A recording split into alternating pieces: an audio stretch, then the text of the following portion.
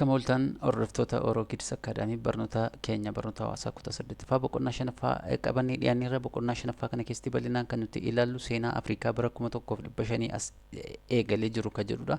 Bara 1500 as jechuun amma bara 2026 keessa jirra akka lakkoofsa Awurooppaatti waggoota 526 as kan jiru jechuudha kan nuti ilaallu jechuudha. Giddu galeessaanii ardiin Afrikaa bara 1500 as irraa jalqabdee seenaa bu'aa bayii hawaas dinagdee fi siyaasaa turan ardicha dhiibbaa adda addaa keessa akka darbu taasiseera jechuudha. Yookiin ardiin Afrikaa rakkoo siyaas dinagdee dhaan biyyoota alaarratti biyyoota adda addaan dhiibbaa isaan ardii kanarra ga'aa tureen waa hedduu keessa darbiteerti jechuudha. Ardiin Afrikaa haaluma kanaan sirnoonni daldala garbaa fi koloniin Awurooppaa seenaa bu'aa bayii gurguddoo ardii Afrikaatti mudatan jechuudha.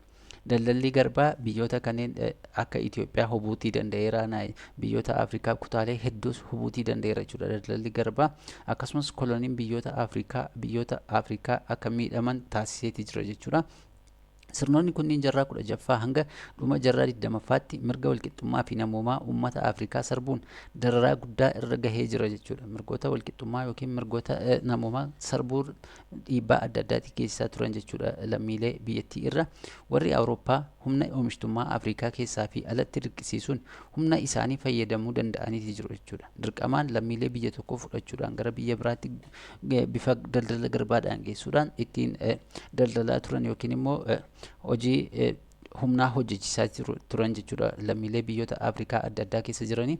Walumaa galatti sirna daldala garbaa, sirna koloneeffannaa fi haala siyaas dinagdee Afrikaa bilisummaan booda boqonnaa kana keessatti haalaan ibsamaniiru jechuudha. Yookiin boqonnaa kana keessatti warreen amma kaafne kun bal'inaan caqafamaniiti jiru jechuudha. Egaa shan tuqaa tokko irratti kan nuti ilaallu sirna daldala garbaa akka jedhudha.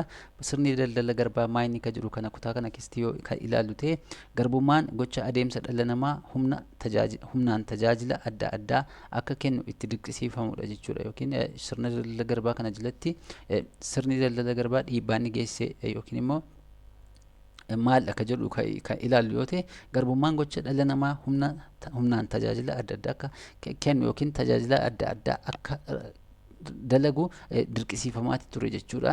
Seenaa dhala namaa keessatti garbummaan bara kamii fi eessatti akka jalqabame wanti sirriitti adda bahee beekamullee jiraachuu baatu akka seenaan guddinaa fi jijjiirama hawaasaa ibsutti garuu garbummaan uumamuu garaagarummaa qabeenya dhuunfaa waliin wal qabata jechuudha. Uumamuu qabeenya dhuunfaa jechuun hawaasa keessatti namni tokko galiinsaa cimaa ala deemu yookiin dabalaa ala deemu namoota of jala galchuu jalqaba jechuudha. Warra akka haga isaa hin qabne yookiin warra isaa gadi ergachuutti deema jechuudha.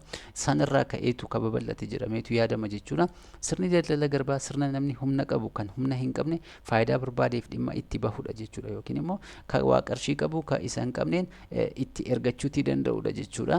Sirna gareen humna cimaa qabu garee hawaasaa yookiin miseensota muraasaa fi humna hin qabne akka meeshaatti fayyadamudha jechuudha. Akka gareetti immoo ni jira tanan hawaasi yookiin qomoon kaapitaala ol aanaa qabu qomoo kaapitaala hin qabneen dararuudhaan yookiin immoo dirqamaan hojii humna isaa madaalle yookiin immoo kaffaltii humna isaa madaalle kaffalchiisuudhaan yookiin immoo qarshii sana abdachuudhaan ni hojjechiifata jechuudha. Sanarraa ka'ee babal'ate jedhamee yaadama jechuudha. Daldala garbaa wanti nuti jennu yookiin immoo sirna daldala garbaa kan nuti jennu sirna daldala garbaa fi garbummaa keessatti dhalli namaa gadadoo fi darara hedduu keessa darbeetii jira jechuudha. Miidhaa hedduu namarraan ga'eetii jira yookiin immoo lammiilee hedduurraan ga'eetii jira jechuudha. Namoonni gabroonfatamanii jiran tajaajila barbaadamu hunda gaaffii tokko malee raawwachuuf dirqamu jechuudha.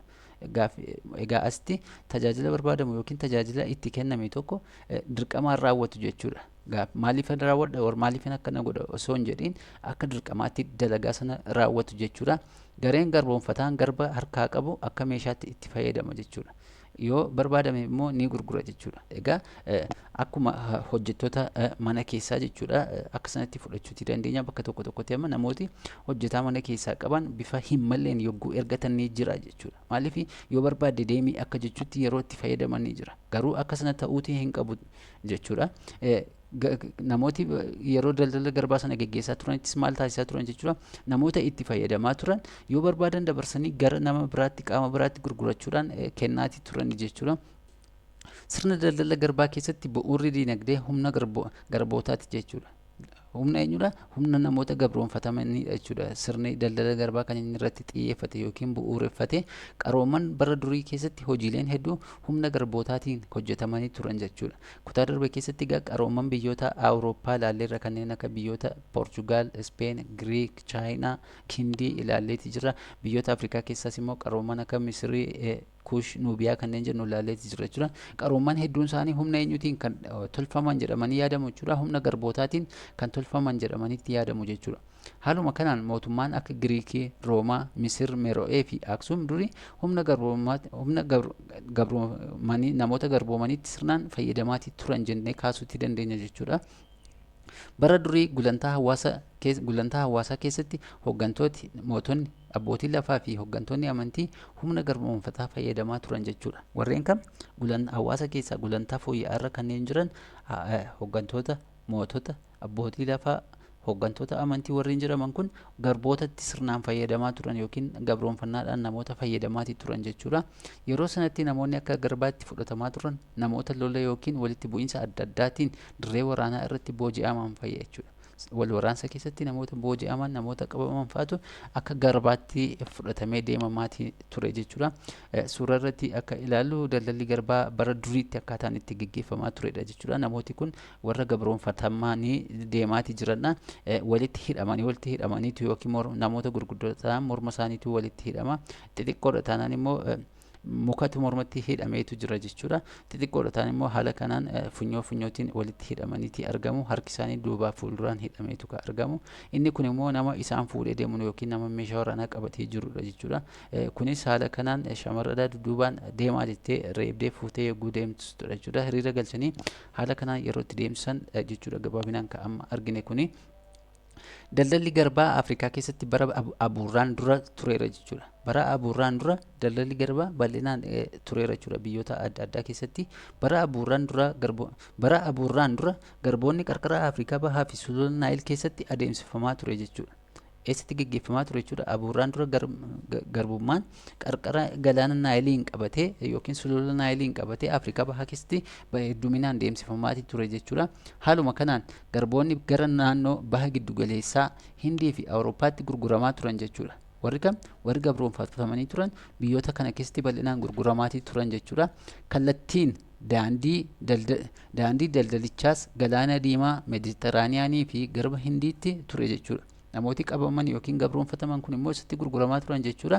Awurooppaatti gurguramaa turanii biyyoota baha giddugaleessaaf Hindiittis geeffamaa turan jechuudha. Kallattii kamiin daandii kamiin geeffamaa turanii karaa galaana diimaa, galaana Meeditiraaniyaanii fi karaa garba Hindii ture jechuudha. Gara biyyoota kanneenitti kan isaan geeffamaatii turanii.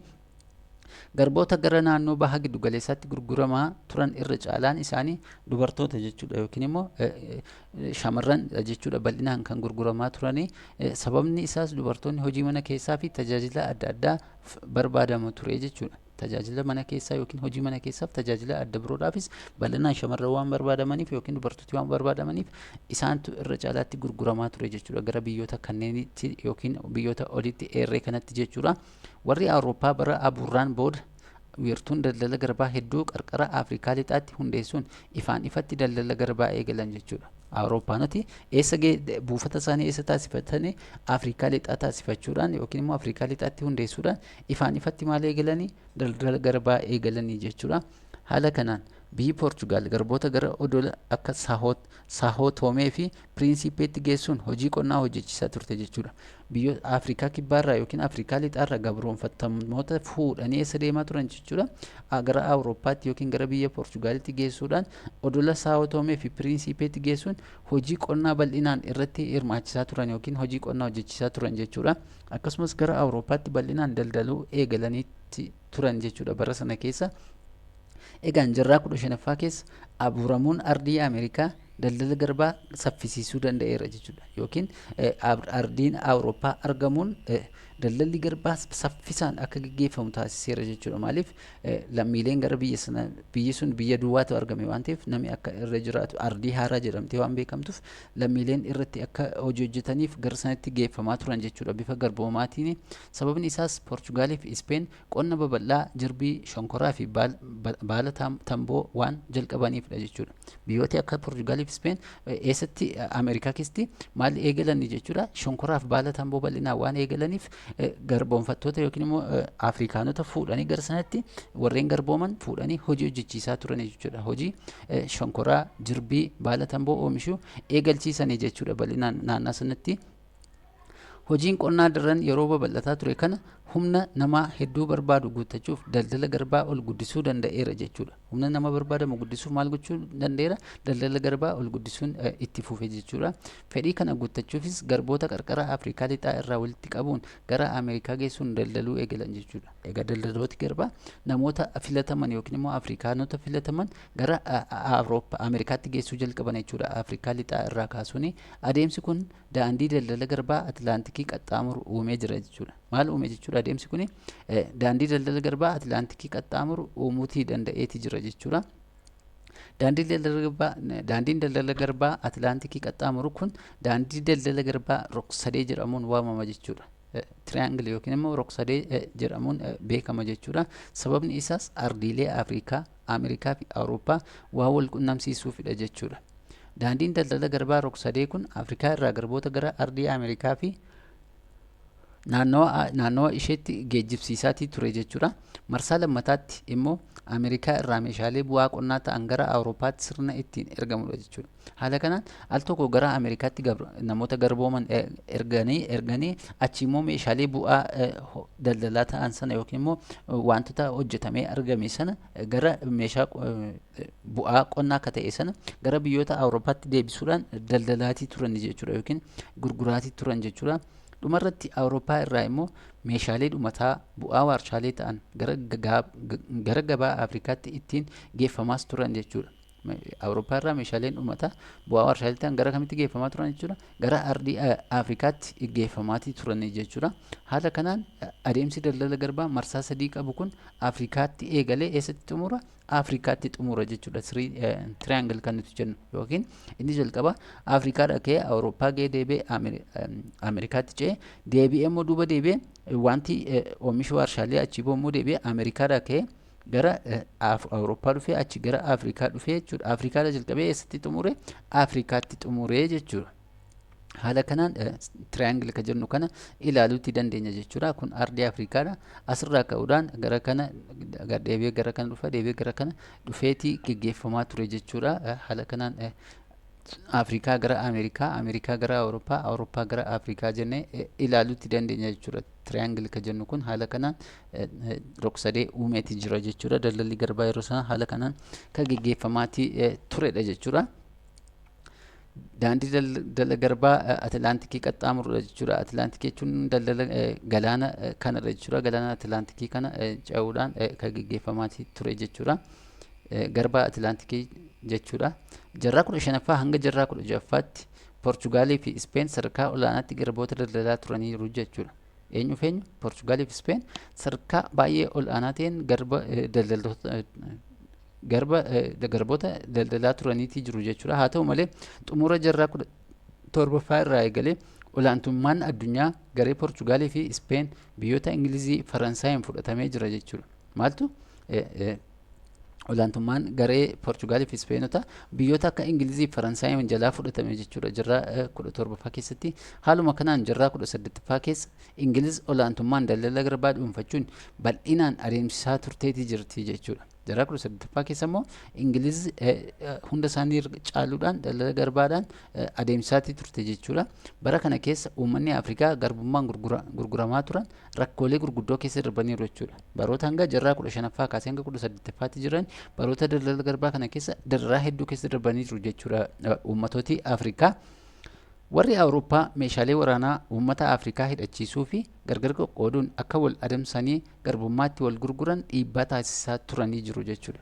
warreen kam warri Awurooppaa meeshaalee ummatoota Afrikaa hidhachiisaa turanii bal'inaan jechuudha. Akkasumas gargar qoqqooduun akka wal adamsanii akka wal adamsaniif garbummaatti wal gurguran dhiibbaa taasisaa turan jechuudha. Isa tokkotti meeshaa kennanii isa tokko akka adamsu taasisuudhaan haala kanaan inni adamfamu immoo akka garboomuuf karaa banaafii ture jechuudha, yookiin garbummaaf akka saaxilamu dhiibbaa uumaa ture jechuudha. Kunis egaan uummanni Afrikaa daldala garbaatiif bakka qabamanii irraa kaasee hanga Ameerikaa gahanitti haala sukkanneessaa fi dhiphina qabu keessa darbaa turan jechuudha.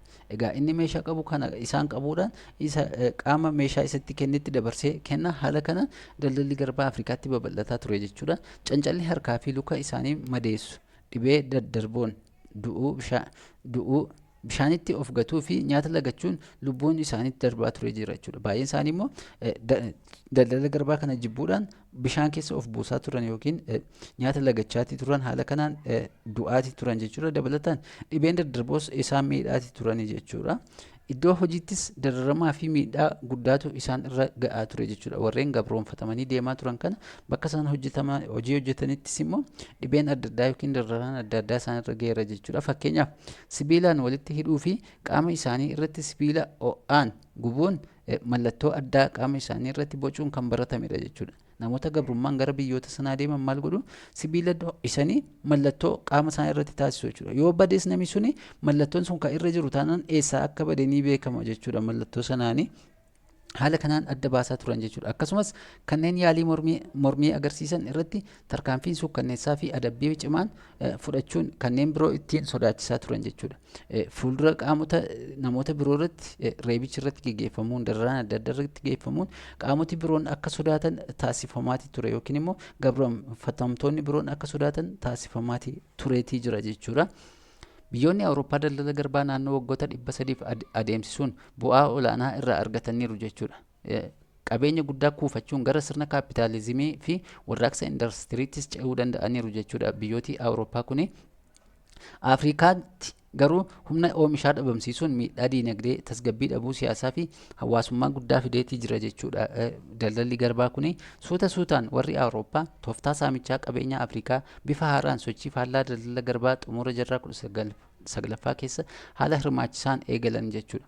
Egaa maal taasisan jechuudha? Biyyooti Awurooppaa sirna kolonii isaanii yookiin immoo sirna isaanii jijjiiruudhaan jaarraa 19ffaa keessa gara saamicha qabeenyaatti deebi'an jechuudha. Faallaa daldala garbaa dhiisanii jechuudha. Bu'uurri sochii faallaa daldala garbaa inni ijoon jijjiirama fedhii dinagdee waliin kan wal qabatudha jechuudha. Warraaqsa industirii waliin wal qabatee jijjiirama dhufe keessatti hojiiwwan humna namaatiin hojjetaman maashinoota adda addaa fayyadamuun bara itti jalqabames ture jechuudha. Bal'inaan biyyoota tokko keessatti gama birootiin mormii fi fincilli diddaa daldala garbaa akka sirni daldala garbaa dhaabbatu taasisee jira jechuudha. Maaltu mormiin irratti ga'uu fi fincilli irratti ga'u akka daldalli garbaa dhaabbatuuf dhiibbaa uumeeti jira jechuudha. Warri Awurooppaa ardii Afrikaa madda daldala garbaa turte madda albuudaa fi meeshaalee dheedhii akka taatuuf fedhii olaanaa horatan jechuudha. Maal taasisanii albuuda biyyattiin Afrikaan qabdu gara saamuutti deebi'anii jechuudha. Akkasumas ardiin Afrikaa wirtuu gabaa meeshaalee warshaa Awurooppaa akka taatu waan barbaadameef sochiin faallaa daldala garbaa dagaaguu danda'eera jechuudha. Biyyi Ingilizii yaadrimee daldala garbaa daldala seera qabeessa ta'een bakka buusuu jedhu qabattee mormii daldala garbaa jalqabsiifte jechuudha. Daldala seera qabeessa akka bakka buusuun eegalte jechuudha biyyi Ingilizii jechuudha. Haaluma kanaan haa ta'u malee tooftaa uummataa fi qabeenya Afrikaa keessatti exploitation of Africa on the spot jechuun koloneeffachuun bu'aa barbaadamu argachuu akka danda'amu kan karoorfamedha jechuudha. Haala kanaan Afrikaa bal'inaan qooddachuu dandeesse yookiin immoo qabeenya Afrikaa saamuuf karoorfattee turte jechuudha. Biyyi Ingilizii daldalli garbaa miidhaa uummata Afrikaa irraan gahe keessaa isaan gurguddoon kanneen armaan gaditti tarreeffamanii jiranidha jechuudha. Egaa miidhaa daldalli garbaa Afrikaanota irratti geessise inni jalqaba baay'inni uummata Afrikaa garmalee akka xiqqaatu godheera. Uummata Afrikaa gulantaa umrii oomishtummaa irratti argaman garbummaatti gurguruun hiyyummaan akka dagaagu taasiseera jechuudha. Bal'inaan dargaggootatu dararaa kanaaf saaxilamaa ture waan ta'eef umrii oomishtummaa jedhamuun kan beekamu dargaggoota, daa'immanii fi maanguddoonni gargaarsa malee akka hafan godheera jechuudha. Daa'immanii fi dargaggooti deeggarsa akka dhaban taasiseera. Jeequmsii fi waraanni waliinii babal'ateera jechuudha. Awurooppaanoti meeshaa waraanaa fidanii Afrikaanoti kennuuf akka isaan wal waraansa babal'isan taasisaniitii jiru jechuudha. Loogummaa fi waljibbinsi babal'achuun eenyummaan sanyii wal qabatu dagaaguun rakkoolee daldala garbaa isaan ijoodha jechuudha. Akka waliigalaatti daldalli garbaa uummata Afrikaa irraa gama siyaas dinagdee hawaasummaa fi xiinsammuun miidhaa cimaa irraan gaheera jechuudha Afrikaanota irra jechuudha. Rakkoolee hiyyummaa fi waldhabdee uummanni Afrikaa har'a keessummeessaa jiru bu'uurri isaa daldala garbaati jechuudha. Akkasumas eenyummaa fi ofitti amanamummaan uummata Afrikaa sadarkaa olaanaan hir'iseera jechuudha. Akka isaan walitti hin amanne taasiseeti jira jechuudha. Uummata Afrikaa hiyyummaa fi boodatti hafummaaf saaxileera. Hariiroo uummattoota Afrikaa gidduu ture booressuun waljibbiinsi akka dagaagu taasiseera. Sababa kana irraa kan ka'e ardiin Afrikaa ardii jeequmsaa fi waraanaa waliiniin mirga dhala namaa hanga har'aatti sarbamaa jirti jechuudha. Egaa haala kanaan miidhaan Afrikaanota irra bal'inaan ga'aa ture xiinsammuu Afrikaanotaa miidhee itti jira jechuudha. Egaa daldalli garbaa miidhaan Afrikaanota irraan ga'e bal'inaan haga kanatti ilaalee jirra jechuudha. Kutaa itti aanu yeroo itti aanutti qabannee dhiyaanna. Hanga har'aaf qabannee jirru asuma irratti xumurree jirra. Waan nu dhaggeeffattaniif hanga ammatti waan waliin turtaniif galatoomaa jechaa kutaa itti aanu akkasiin biraan geenyuuf hiriyoota keessaniif peejii kana sheer gochuun subscribe akka godhan akka taasiftan abdii guutuu qabna. Hanga ammatti waan nu dhaggeeffattaniif galatooma.